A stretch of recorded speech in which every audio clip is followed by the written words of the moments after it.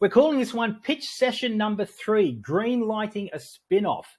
How much do you want to go into this? This was your idea. I hand it over to you to explain to the screen watchers. Look, I can't remember what specifically inspired this one, but I like the idea of a TV spin-off. I like the idea of the Simpsons spin-off I know showcase. what inspired it. I came up with a shit idea, and you came up with a better one. That's what inspired it. Well, yeah. Look, so the idea of this is that I wanted to come up with 3 viable spin-offs for a TV program. I wanted to hear 3 viable spin-offs from you as well. I presume that you've done some movie spin-offs rather than TV, as is your one. Here and there. Bit of a mixed bag, yeah, sure. Okay. So spin-offs. So the idea of this is that each of us are going to pitch 3 spin-offs, and the other person has the ability to green light one of them. Which one do they green light? I'm very excited about this. I'm very excited about this. I want you to go first. You go first. Okay, so I'm going to pitch all 3. Oh, all 3. Okay, sure. Yeah, all 3, and then you choose which one we're doing. Okay. Okay. So my first series is called Apartment 5A. Here's the premise of my show. An up-and-coming comedian lives in and podcasts out of Apartment 5A. What he doesn't know, and what we, the audience, 100% realize, is that Apartment 5A used to be the home of another stand-up comedian. And right now, I'd drop in the Seinfeld theme song in the background if I could be bothered. Okay. Yeah. As the series opens, our hero and look, it could be any comedian. We need to go out there and, see who's interested in this and sort of play through. But in terms of my pitch proposal, I'm going with Asian American stand-up comedian Sheng Wang. He's contending with a brand new neighbor who's just moved in, and he's making himself at home in the apartment just a little bit too readily. Our hero's also got 2 friends. Captures the spirit of Seinfeld, which is small stories about navigating the foibles and intricacies of everyday life. But the gimmick with this show, Simon, I mean, it's all gimmick, obviously, already so far. Clearly, yeah. But the thing that's just a little bit different to the original Seinfeld is that this is a single camera comedy. Okay, so you see the Seinfeld apartment as we've known it, but also with that 4th missing wall, which means they need to make sense of that apartment because it doesn't make sense. But also when they go and do things like visit Monk's, the restaurant, the cafe downstairs, like that also is filmed at like the actual Seinfeld restaurant. Like it's essentially bringing the fabrication of the 90s sitcom that we all love and remember, but giving it like a modern, tangible quality to it all. Anyway, my series is called Apartment 5A. I'm placing that on the table. All right. That's a strong opening. I can see that. I can see that working. You'd have, obviously, Seinfeld's got to be on board as an EP, and it would all have to be done with his. But yeah, okay, I'm on board. What's your number 2? Yeah. But the idea of it as well, though, is to make sure that it's no one involved in the original series making it. It's people taking the spirit of the original program. And look, I've been doing a Seinfeld rewatch, so I've been very sort of Seinfeld focused of late. Yep. But there's a woman that I was following on Twitter who made some reference the other week about how what's fun about watching Seinfeld is that you see people going along and they're doing everyday chores and bringing friends along. And I never really appreciated that about Seinfeld back in the day. It was only really when she pointed that out, I'm like, yeah, they're absolutely doing that all the time. It's Jerry's got to go to the bank, so George just comes along. They're going to dry cleaners, so Elaine's there. Or, he's got to go and pick up a rental car, so Elaine's in queue with him. And so it's about the conversations and, stuff that goes on while they're doing everyday tasks. That's missing from a lot of TV shows, and I kind of think that this is a good way to bring back that vibe. So I get it. That's what I'm leaning to. Okay. Now, this is a premise I came up with. Number 2. This is a premise I came up with back when the X-Files was being rebooted back in, was it 2015, 2016? Okay, so new series title, Division X-Files. Agent Mulder's still running the X-Files unit at the FBI, only now he has a team of 5 agents working under him. What happens when Mulder isn't the weirdest person in a room anymore? And how do we find the truth is out there when we're in a post-truth world? Good pitch. So good opening. The idea of this is that I feel the X-Files revival series went off course because you never saw any development in the characters. They kind of used it as a bit of a soft reboot to kind of put two of them, Mulder and Scully, back in the same office with the same assistant deputy director above them.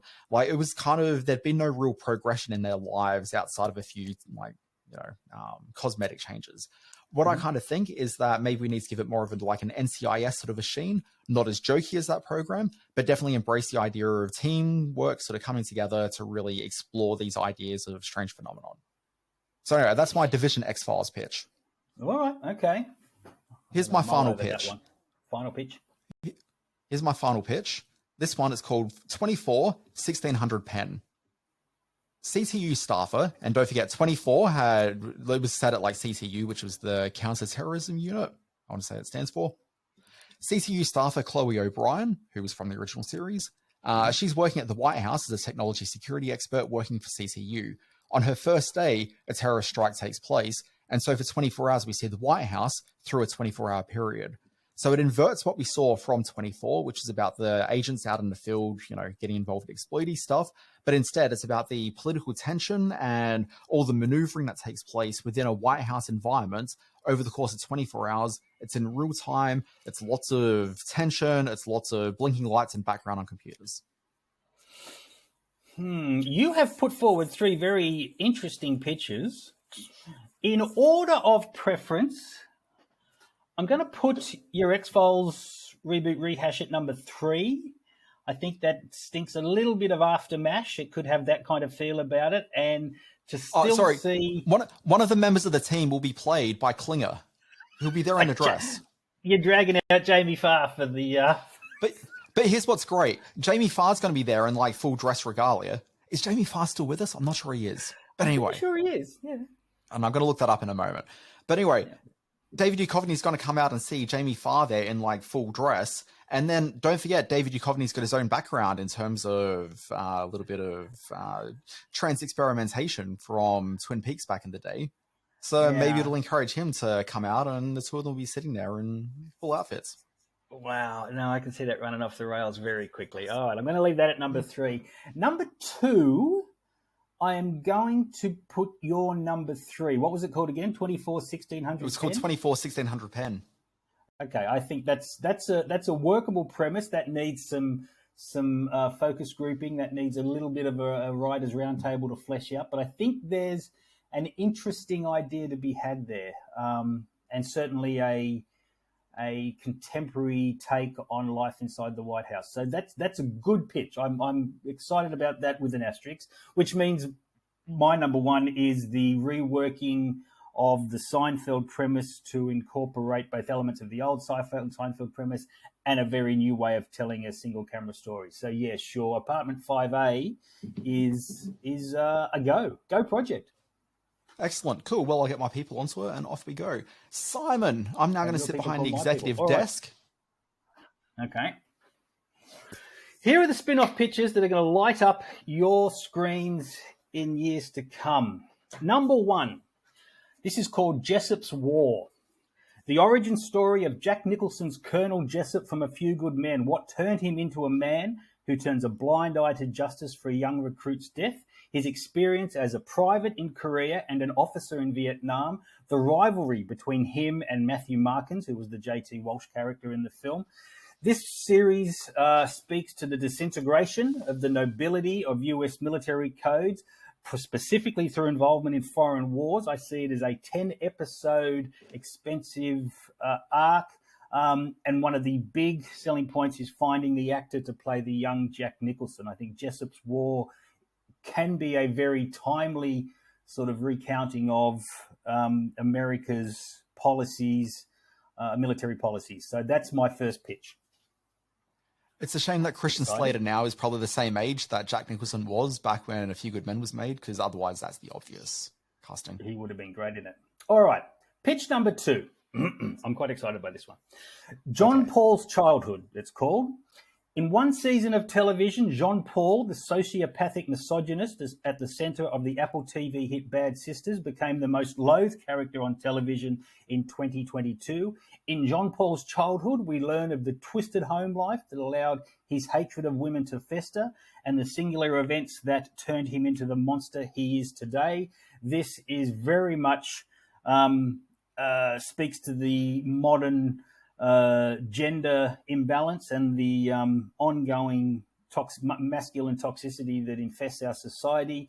I guess, as a a comparison title, you might look at something like Bates Motel, with an added sort of social commentary element. So I think John Paul's childhood, given the success of Bad Sisters and in particular the Claes Bang's playing of John Paul into an iconic villain, would be a home run out of the gate.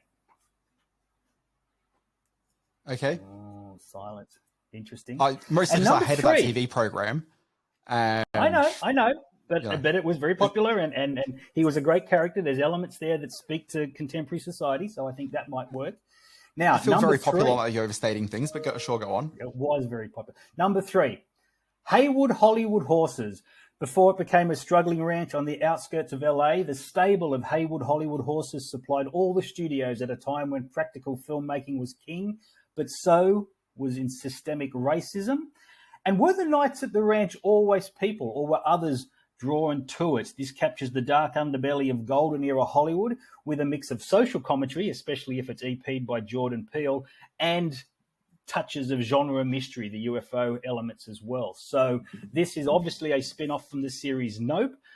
Whether it plays out, I don't think this would get big screen funding given the failure of the recent golden era of Hollywood film Babylon, but I think it would really work and allow for an expansion of the Nope universe as a series. So I think Haywood Hollywood Horses would work as well. I think they're 3 very strong pictures.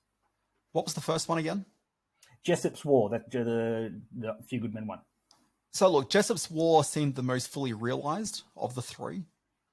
I'm inclined to go with that one. It's got the IP name recognition of A Few Good Men. I think people would be half interested in it. I mean, it's always going to be execution dependent, as all these things are. I'd be down for it.